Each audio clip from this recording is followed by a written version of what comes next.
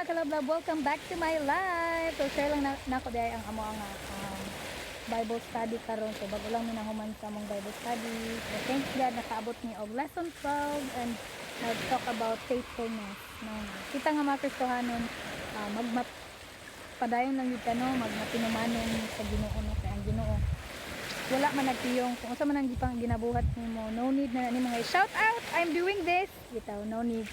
God knows your heart, God knows sa atong tanan nga ginabuhat kung para ba na sa iya, para sa iyang kalimayaan, diba? So muna nga dili lang jud ka magpadala sa mga pagsulay, no, kay kanang mga pagsulay mga lamas ra na sa atong kinabuhi, no? So ayog pada ana kay Jesus, no? Si Jesus kana pa lang, si Jesus palang daan na sa time nga ning tuotang ning dawat kang Jesus kana kailat ta diha sa iya dako na kayo na nga blessing nga dapat nato pasalamatan. So kana palang daan na natay everything, no, bisag wala man tay maingon nga bahandi sa kalibutan, pero naa kay Jesus nga moy naghatag og kalipay nga dili maubos-ubos, di ba? Grabe. So nindot kayo ang Ginoo. Love love.